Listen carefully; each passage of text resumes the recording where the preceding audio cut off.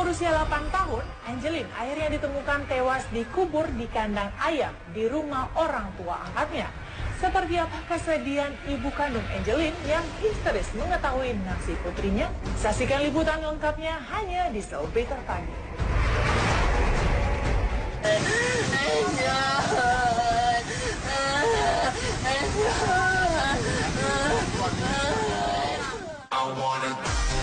Bayi silam itu ditemukan terkubur di belakang rumah. Simak kisahnya hanya di Celebrity Pagi sesaat lagi.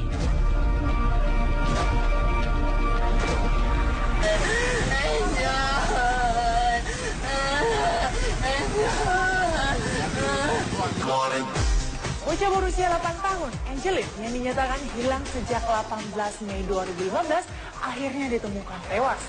Polisi menemukan jenazah Angelin di kandang ayam di rumah orang tua angkatnya. Duka menyelimuti ibu kandung Angelin yang tak kuasa mendengar kabar putri yang tak pernah ia lihat sejak usianya 3 hari. Seperti apa kisah bocah malang Angelin yang dibunuh dengan sadis? Di lain kisah, pulang dari Tanah Suci setelah melaksanakan ibadah umroh, Ucup Nirin membawa segudang cerita. Banyak pengalaman yang semakin membuatnya merasa lebih dekat dengan Sang Pencipta. Seperti apa saja pengalaman pertama Ucup Nirin melaksanakan ibadah umroh? Simak liputannya berikut ini hanya di Celebrity Pagi.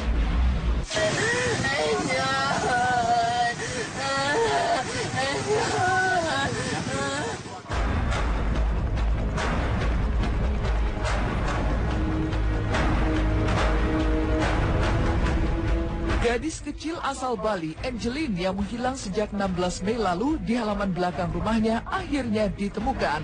Namun ironisnya, bocah yang telah menghilang nyaris 1 bulan penuh itu ditemukan tak bernyawa.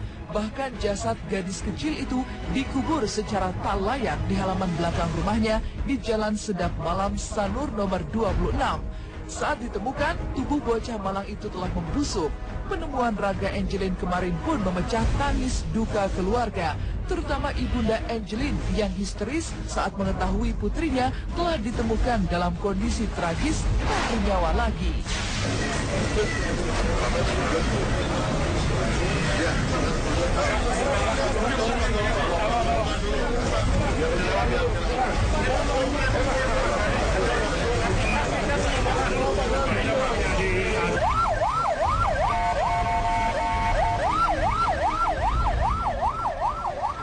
Ibu ketipu. Jangan disertai tangisan, jangan disertai tangisan.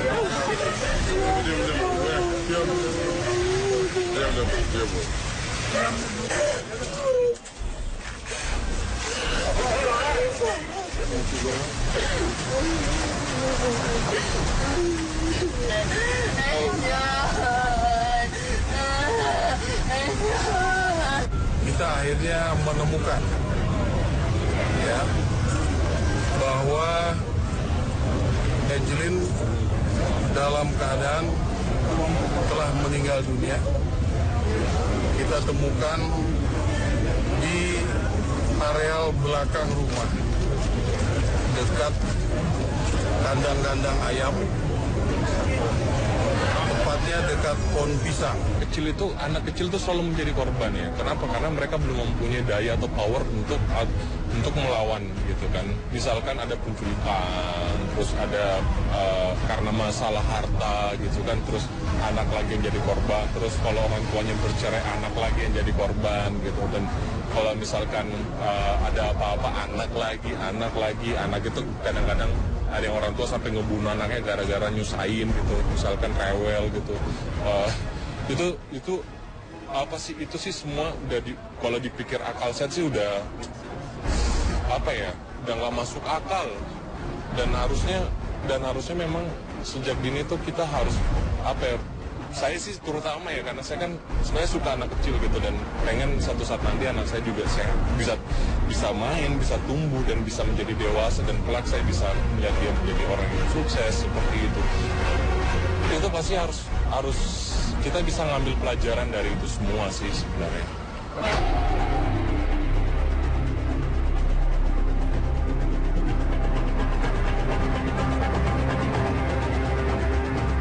Pasca Setelah ditemukan, jenazah Angeline langsung dibawa ke rumah sakit untuk menjalani proses otopsi. Sementara dugaan kuat nyawa bocah 8 tahun itu dilenyapkan oleh sang pekerja di kediaman orang tua angkat Angeline bernama Agus. Dan lebih menyedihkan, kabarnya sebelum tewas, Angeline sempat mengalami tindak pelecehan oleh sang pelaku. Lantas, apa penyebab pasti meninggalnya bocah malang itu? Bagaimana komentar para artis seputar tragedi Angeline ini?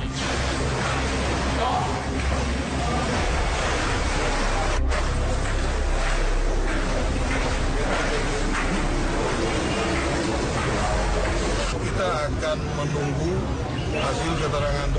Di sana ada letak tanah yang tidak beraturan, ditutupi sampah. Kita mencurigai sehingga akhirnya kita menemukannya setelah menggali tanah yang jadi kalau penyebab pasti kematian korban itu adalah kekerasan tubuh pada kepala dan wajah yang menyebabkan pendarahan di otak.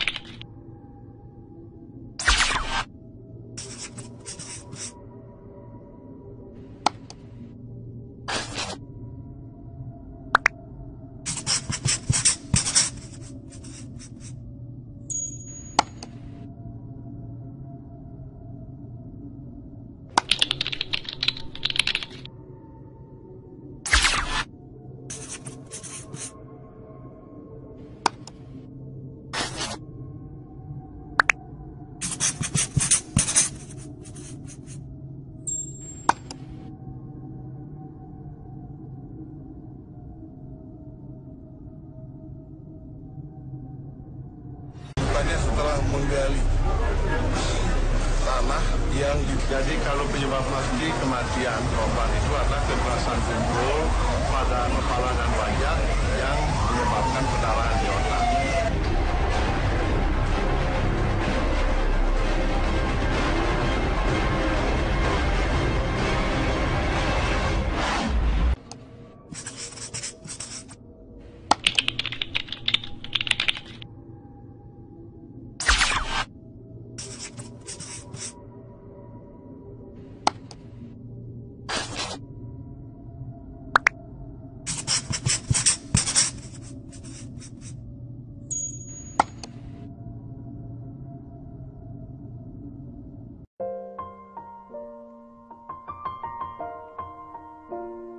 Dan dicari oleh pihak kepolisian dan akhirnya ada titik terang. Namun sangat disayangkan, kami berduka bahwa Angeline ditemukan dalam kondisi meninggal dunia. Baik. Begitu di belakang rumahnya. Dan kita akan langsung saja mencoba untuk mengontak Kapolda Bali, Irjen Pol Roni F. Sompi yang sudah bersama dengan kita di sambungan telepon. Ya, selamat siang, Pak Roni. Pak Kapolda. Selamat siang Mbak Dewi, Selamat siang Brother Abraham Silaban. Ya, Pak Roni, kami mendengar kabar ini cukup mengkhawatirkan dan turut berduka tentunya. Pak Roni, bagaimana kemudian sebetulnya kronologi dari kejadian ini? Ya, jadi gini Mbak Dewi, pertama tentu saya atas nama keluarga besar Polda Bali menyatakan rasa duka yang sangat dalam atas ditemukannya adik kita, Angeline, dalam keadaan sudah menjadi mayat atau jenazah pada sekitar jam 11.30 tadi pagi di belakang rumah tempat kediaman adik kita yang selama hidupnya bersama-sama dengan ibu angkatnya, Ibu Margaret. Jadi berkaitan dengan hasil temuan yang belakangan di mana ada beberapa menteri ya kabinet kerja kita yang juga datang berkunjung kemudian ditolak ya, akhirnya kita melihat bahwa ada hal yang sangat mencurigakan dari pemilik rumah. Maka setelah kita melakukan hasil pemeriksaan di rumah tersebut 2 kali, kita belum puas untuk melakukan kembali, dan tadi pagi anggota kami arahkan untuk melakukan pemeriksaan baik di rumah maupun di luar rumah, di dalam areal halaman ataupun juga di luar areal halaman, dan ternyata mereka menemukan ada tanah di bawah pohon pisang, tidak beraturan, ditutup dengan sampah. Nah, itu letaknya di belakang kandang-kandang ayam di halaman belakang rumahnya. Anggota mencium bau busuk yang sangat menyengat. Akhirnya diputuskan untuk menggali sedalam setengah meter, menemukan bungkusan dengan kain, ada jenazah di dalamnya, jenazah seorang wanita kecil seumur Angeline, ya, ada boneka di dalamnya, ada tali plastik yang kita belum bisa mendata lebih jelas tali itu fungsinya untuk apa. Jenazah setelah kita lakukan identifikasi awal, kemudian kita serahkan kepada dokter forensik untuk dilakukan otopsi di Rumah Sakit Sanglah Denpasar. Sementara kita terus melakukan upaya pemeriksaan di lokasi kejadian dengan laboratorium forensik, juga identifikasi untuk menemukan jejak-jejak penanggung jawab kematian Angeline yang ditanam di belakang rumah dari Bu Margaret. Begitu Mbak Dewi. Ya. Baik, Pak Kapolda, kita cukup prihatin atas apa yang terjadi seperti ini. Namun kita ingin mengetahui kembali ketika pihak kepolisian menggali seperti apa kondisi jenazah dari Angeline. Apakah ditemukan tanda-tanda kekerasan? Sementara ini kita melihat jenazah masih utuh, ya. Namun bagaimana kondisi jenazah yang lebih rinci tentu kami akan menyerahkan sepenuhnya kepada dokter forensik yang sudah membantu kami untuk melakukan otopsi. Jadi sampai saat ini kita belum bisa memberikan penjelasan secara rinci tentang kondisi jenazah. Yang jelas sudah dalam keadaan bau busuk yang menyengat. Ada boneka kecil bersama-sama jenazah. Warna kain yang menjadi pembungkus juga warna terang, ya, warna aslinya apakah putih atau krem ini kami belum terlalu jelas, tapi warna terang ya sudah bercampur dengan warna tanah, ya, Brother Abraham. Demikian. Ya, Pak Kapolda, artinya kita juga saat ini masih menunggu bagaimana kemudian dengan hasil otopsi. Kapan kira-kira hasil otopsi ini bisa kemudian diketahui sehingga akan ada titik terang? Apa yang menjadi penyebab kematian dari Angeline? Ya, jadi dokter forensik sudah datang ke tempat kejadian. Tadi memang kami tunggu sampai beliau datang. Kemudian setelah beliau datang, kita lakukan identifikasi awal dan akhirnya dibawa ke rumah sakit untuk otopsi. Beliau tentu akan membantu untuk sesegera mungkin mendapatkan hasil dan menyampaikannya kepada masyarakat melalui TV One dan media yang lain. Kita tunggu saja dengan sabar, Mbak Dewi, karena upaya ini akan mendukung proses penyidikan yang nantinya akan dibawa ke sidang pengadilan, Mbak Dewi. Pak Kapolda, ditemukannya jenazah berdekatan dengan kediaman dari orang tua angkat yang mengaku sempat kehilangan Angeline. Lantas seperti apa reaksi keluarga dan seperti apa proses pemeriksaan dan keterangan yang terus digali oleh pihak kepolisian saat ini? Ya, dengan dasar penemuan jenazah inilah maka semua orang yang dekat dengan Angeline, yaitu yang bertinggal di kediaman setiap malam nomor 26 Sanur Denpasar Bali ini, kita akan dengar keterangan semua mereka, yaitu ibunya, kedua anaknya, pembantunya, penjaga rumah, ada 2 orang yang kos di sana juga kita akan dengar keterangan, dan mereka semua sudah dibawa ke Polresta Denpasar untuk kita dengar keterangan hari ini.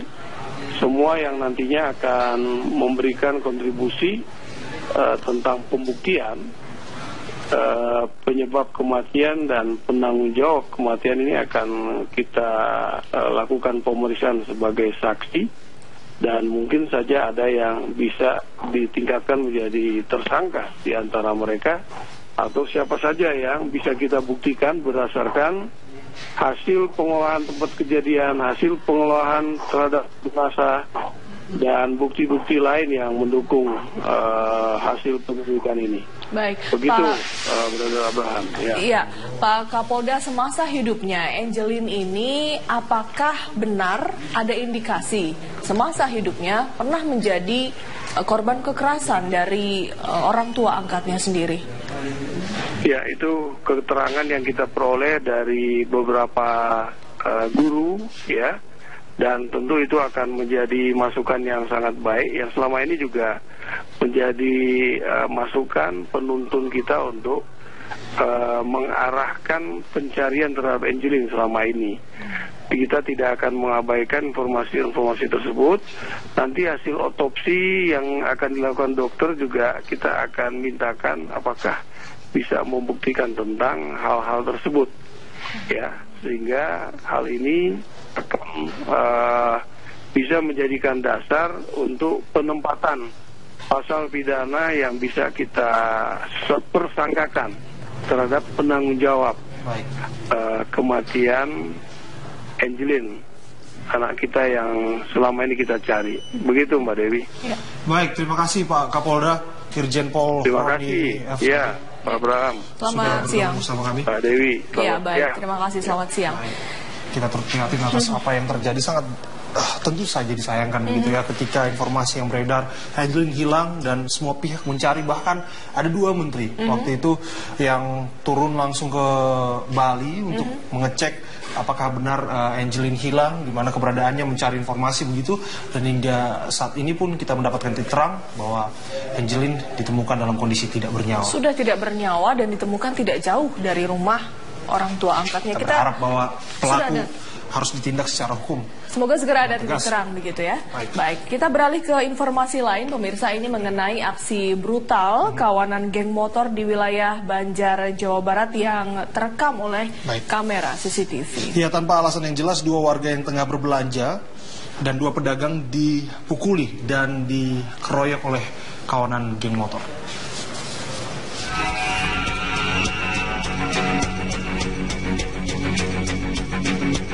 Dari rekaman kamera pengintai atau CCTV milik sebuah minimarket di Jalan Perempatan Jarum, Banjar, Jawa Barat, Rabu dini hari tadi, sekitar 10 orang kawanan geng motor yang tengah mengeroyok beberapa orang yang berada di depan minimarket tersebut. Bahkan salah satu pengunjung minimarket dikeroyok beberapa kali oleh anggota geng motor ini. Seolah belum puas, kawanan geng motor itu terus memukuli korban meski melarikan diri ke dalam minimarket. 2 orang pedagang yang hendak melerai pemukulan dan pengeroyokan juga ikut menjadi korban dikeroyok kawanan geng motor yang datang menggunakan 2 sepeda motor dan 1 mobil minibus Daihatsu Veroza warna biru tua. Usai melakukan aksi di minimarket, kawanan geng motor juga melakukan penganiayaan terhadap seorang supir truk beserta keneknya di Taman Kota Banjar, Jawa Barat. Berdasarkan keterangan semua korban, mereka tidak tahu apa alasan anggota geng motor melakukan pemukulan dan pengeroyokan. Para korban pun tidak mengenali semua pelakunya. Berapa orang itu yang memukulin, Mas? Pertama yang ada gendut 1. Totalnya berapa orang? Perkiraan 8-9 lah. 9 orangan. Perkiraan 8-9 orang. Itu sekarang di sini mau visum ya? Iya. Mas kenal sama yang mukulin itu? Ya, enggak kenal. Enggak kenal. Enggak. Kebetulan pengunjung ke toko lagi mau belanja, tapi kebetulan anak-anak mobilnya langsung datang, langsung pada gebukin. Itu apa katanya alasannya? Nggak jelas atau nggak jelas? Mas. Berapa orang yang dipukulin itu? Korban 3, yang 4 orang. 3 yang lerai, ojek, yang 1 korban murni itu. Oh, terus itu yang pukulinnya berapa orang? Sekitar 8, 9, 10-an lah, 10 orang ya? 10 orang. Salah seorang korban pemukulan dan pengeroyokan geng motor itu kemudian melakukan visum ke Rumah Sakit Umum Daerah RSUD Kota Banjar dan akan melaporkan pemukulan dan pengeroyokan geng motor itu kepada pihak kepolisian. Dari Banjar, Jawa Barat, Aditya Triwahyudi, TV One mengabarkan.